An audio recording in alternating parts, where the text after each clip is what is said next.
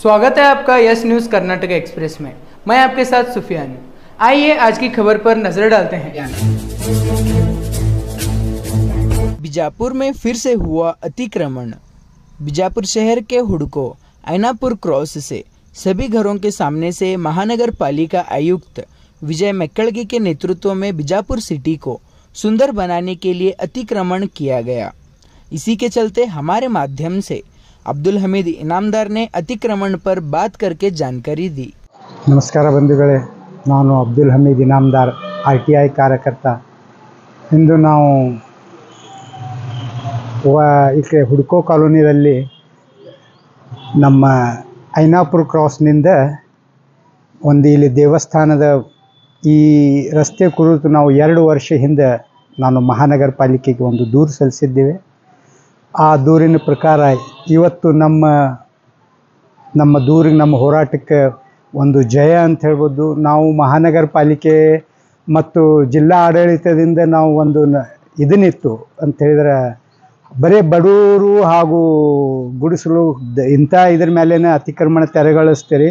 ಆದ್ರೆ ಬಂಡವಾಳಶಾಹಿ ಹಾಗೂ ದೊಡ್ಡ ದೊಡ್ಡ ಅಧಿಕಾರಿ ಹಾಗೂ ಮಾಜಿ ಶಾಸಕರಾದ ನಮ್ಮ ಐನಾಪುರ ಅವ್ರ ಮನೆ ಏನು ಎನ್ಕ್ರೋಚ್ಮೆಂಟ್ ಯಾಕೆ ತೆರವುಗೊಳಿಸೋದಿಲ್ಲ ಅಂಥೇಳಿ ಇದು ಪ್ರಶ್ನಿಸಿದಾಗ ಇವತ್ತು ಆ ಕಾರ್ಯಾಚರಣೆಗೆ ಮತ್ತು ನಮ್ಮ ದೂರಿನ ಪ್ರಕಾರ ಇವತ್ತು ಅದು ಕಾರ್ಯಾಚರಣೆ ಮಾಡಿ ಕಾನೂನು ನಾವು ಎಲ್ಲರಿಗೂ ಸಮಾನ ಅನ್ನೋದು ಒಂದು ಇವತ್ತು ಒಂದು ಮಾದರಿಯಾಗಿ ಏನೈತಿ ಜಿಲ್ಲಾ ಎಲ್ಲ ಇನ್ನು ಮುಂದೆ ಬರೋ ದಿನಗಳಲ್ಲಿ ಯಾರಾದರೂ ಎನ್ಕ್ರೋಚ್ಮೆಂಟ್ ಇದು ಅತಿಕ್ರಮಣ ಮಾಡ್ಕೊಂಡಿದ್ರೆ ಹುಷಾರಿರಬೇಕು। ಯಾಕಂತಂದರೆ ಜಿಲ್ಲಾ ಆಡಳಿತ ಈ ವಿಷಯಕ್ಕೆ ಗಂಭೀರವಾಗಿ ಇದನ್ನು ಕ್ರಮಕ್ಕಾಗಿ ನಿರ್ಧಾರ ಮಾಡ್ಕೊಂಡಿದ್ದೈತಿ। ಇನ್ನು ನಗರದಲ್ಲಿ ಯಾವುದೇ ರಸ್ತೆಗಳ ಬಗ್ಗೆ ದೂರುಗಳು ಬಂದು ಅಂತ ಹೇಳಿದ್ರೆ ಮಹಾನಗರ ಪಾಲಿಕೆ ಆ ವಿಷಯಕ್ಕೆ ಏನೈತಿ ಅತಿಕ್ರಮಣ ತೆರವುಗೊಳಿಸಲಿಕ್ಕೆ ಅವರು ಮುಖ್ಯ ಅಂತ ಹೇಳಿದ್ರೆ ಒಂದು ಸ್ಮಾರ್ಟ್ ಸಿಟಿಗೆ ಮೊದಲನೇ ಒಂದು ಉದ್ದೇಶ ಅಂತ ಹೇಳಿ ಮಾಡ್ಕೊಂಡಿದ್ದೈತಿ। ನಾನು ಮಹಾನಗರ ಪಾಲಿಕೆ ಅಧಿಕಾರಿಗಳು ಹಾಗೂ ಜಿಲ್ಲಾ ಆಡಳಿತಗೆ ನಮ್ಮ ದೂರಿನ ಮೇರೆಗೆ ಅವರು ಈ ಕ್ರಮ ಕೈಗೊಂಡಿದ್ದಕ್ಕೆ ಧನ್ಯವಾದ।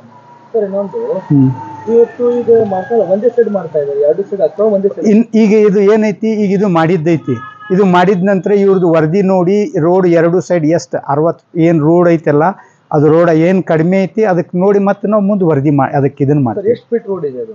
ಇದು 100 ಫೀಟ್ ರೋಡ್ ಐತಿ। 100 ಫೀಟ್ ರೋಡ್ ಎಷ್ಟು ಉಳಿದಿದೆ ಅದು? ಈಗ ಏನದ ಎಷ್ಟು ಉಳಿದಿದ್ದು ರೋಡ್ ಎಷ್ಟು ಅದು? ಈಗ ಅದು ಆ ಕಡೆದ 18 ಫೀಟ್ ಕೆಲವು ಮಂದಿ ಕಡಿಮೆ ಮಾಡ್ಕೊಂಡಿದ್ರು। ಈಗಾಗಲೇ ನಾನು ನೋಡಿನಿ ಆ ಕಡೆ ಮೂಲಿಗೆ ಅಣ್ಣಪ್ಪನವರ ಮನೆ ಹತ್ರ ಇನ್ನೂ ಅದು ತೆಗೆದಿಲ್ಲ।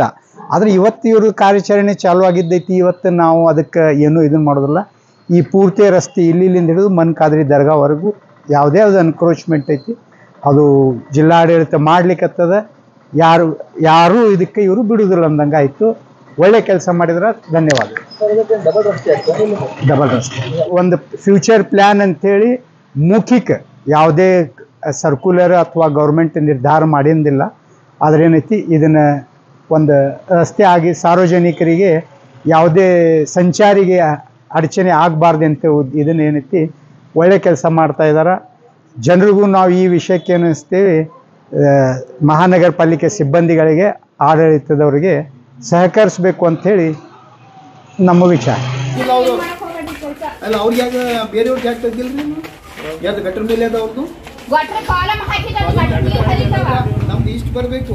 ಇದು 5 ಫೀಟ್ ಒಳಗೆ ಡಿಮಾಲಿಷ್ ಮಾಡಿದ್ರೆ ಎಷ್ಟು ಬೇಕು ನೋಟಿಸ್ ಅಲ್ರಿ